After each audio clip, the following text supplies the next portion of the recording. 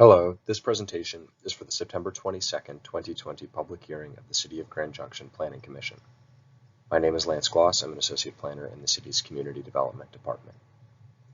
Here we have two requests involving the property at 2515 Riverside Parkway, comprised of approximately 4.52 acres. The first is a request for a comprehensive plan amendment changing the future land use designation of the property from business park mixed use to commercial. The second request is to rezone the property from a CSR, or Community Services and Recreation Zone District, to a C2, or General Commercial Zone District. The applicant for this request is STGC Holdings, LLC.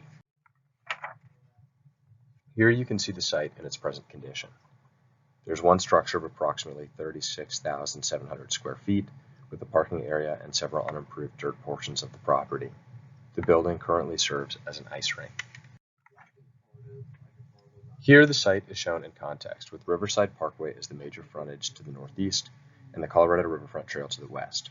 The Rimrock Shopping Plaza is nearby, but access between the Ice Arena property and the Rimrock Plaza is circuitous owing to the presence of Riverside Parkway interchange and railroad tracks to the east.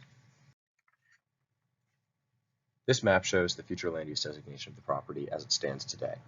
The property currently falls under the Business Park Mixed Use designation, with the same designation encompassing several properties to the south that are currently in the county.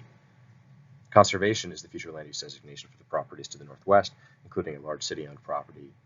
The Rimrock Plaza on the other side of the railroad tracks is designated commercial future land use. Likewise, the entire Rimrock Plaza is in commercial zoning, specifically a mix of C1 and C2 zoning. The subject property is currently zoned CSR, Community Services and Recreation, as are the adjacent properties to the north and west of the subject property. The properties to the south are in the county's I2 Industrial Zone District. Shown on the slide are the general approval criteria for any land use permit to be issued in the city. Typically, these criteria are not discussed during the presentation, but they should be addressed here given the status of this particular property, specifically Item 3, conditions of any prior approvals, and Item 5, the receipt of all applicable local, state, and federal permits. What you see on the screen is a page from the original site plan for Glacier Ice Arena approved in 2005. Note that the northwestern portion of the site is not actually on the subject property, but was planned to be included in the eventual development of the site through an arrangement with the owner of that property, though this arrangement was never pursued to completion. Landscaping improvements along the street frontage and southeast entry were delayed during the construction of Riverside Parkway in the late 2000s, but were arranged to be completed thereafter. As you can see, these improvements were never completed, such that the city recorded a notice of deficiency in 2011, stating that no further permits would be issued for the site until this failure to meet the terms of the approved site plan were resolved. As a part of the administrative review of this combined comprehensive plan amendment and rezone request, the city noted that the applicant has failed to complete the landscaping in the 9 years that they have been formally on notice. The city has therefore required that the applicant and owner post a financial security for the value of the landscaping and record a development improvements agreement providing assurance of same. This security will be held until the applicant completes the original landscaping as planned, including only the portions currently on the applicant's property, or until a new landscaping plan is approved and installed. In this way, the general approval criteria will have been met. However, please note that as of the recording of this presentation and the release of the accompanying site plan, no security has yet been posted and no development improvements agreement has yet been recorded. Now, per section 21.02.130C1, the city may amend the comprehensive plan only if the criteria shown are met. The first criterion is that subsequent events have invalidated the original premises or findings. The original premise for the Business Park Mixed Use Future Land Use designation for the property was essentially that portions of the area southwest of Riverside Parkway would develop as a transition between the conservation, commercial, and industrial uses that converge there. This vision has simply not materialized. However, this lack of development along the envisioned trajectory of Business Park Mixed Use does not constitute a subsequent event that might invalidate the original premise. Rather, the conditions that led to the original premise are still in place. Staff thus finds that the criterion is not met. The second criteria is that the character or conditions of the area has changed such that the amendment is consistent with the plan. The character and conditions of the area have most significantly been impacted by the construction of Riverside Parkway, which was completed there in 2009, prior to the adoption of the comprehensive plan future land use map.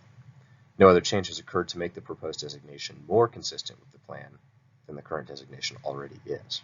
Therefore, staff finds that this criterion is not met. Third, that public and community facilities are adequate to serve the type and scope of land use proposed. Public utilities and community facilities, including transportation infrastructure, are adequate to serve the proposed future land use. So staff finds that the criteria has been met. Fourth, that an inadequate supply of suitably designated land is available in the community as defined by the presiding body to accommodate the proposed land use. Now, there are no properties under the commercial designation along the parkway between 5th Street and Redlands Parkway that are directly accessible from the parkway.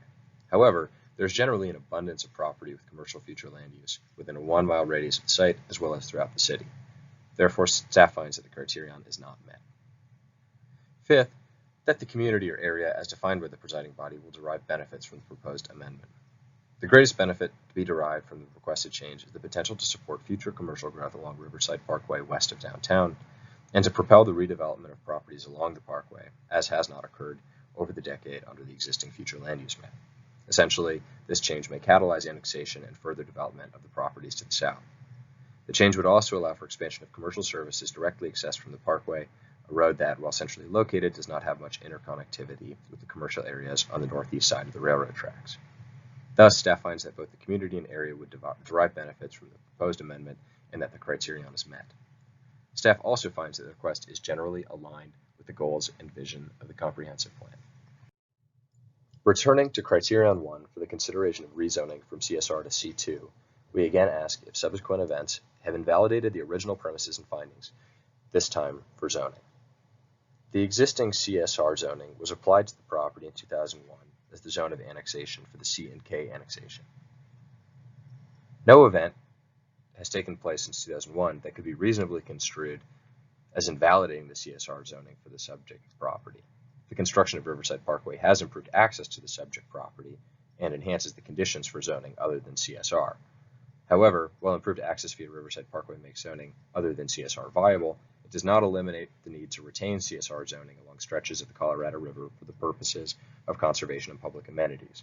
Thus, staff finds that this criterion is not met.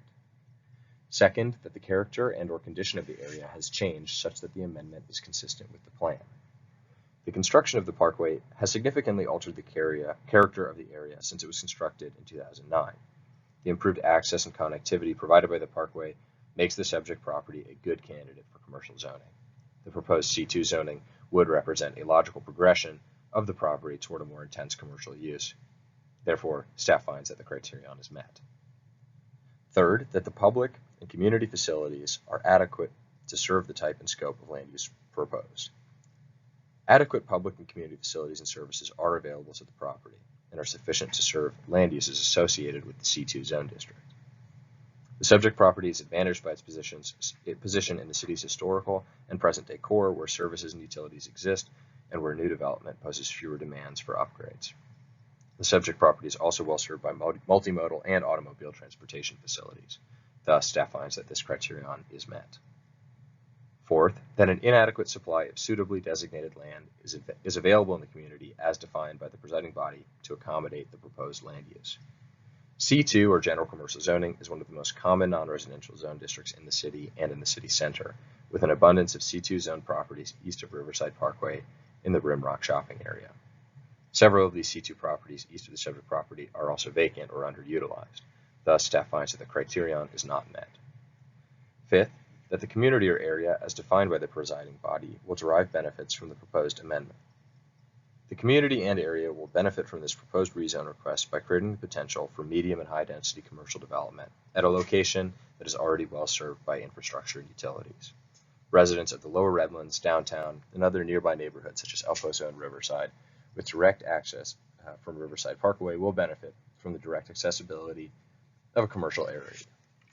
Therefore, staff finds that the criterion is met. The rezone criteria provide that the city must also find the request to be consistent with the vision, goals, and policies of the comprehensive plan. Staff finds the request is consistent with the comprehensive plan if and only if the comprehensive plan future land use map amendment is also approved. Staff thus comes to the following findings of fact. First, that more than one of the applicable review criteria in Section 21.02.130C1 of the Grand Junction Zoning and Development Code have been met, and that the requested comprehensive plan amendment changing the future land use map is consistent with the goals and policies of the comprehensive plan, and that more than one of the applicable review criteria in Section 21.02.140A of the Grand Junction Zoning and Development Code have been met, and that the requested rezone is consistent with the goals and policies of the comprehensive plan. Therefore, on City File Number CPA 2020-194 and on File Number RZN 2020-190, staff recommends approval of both requests consistent with the findings of fact found in the staff report.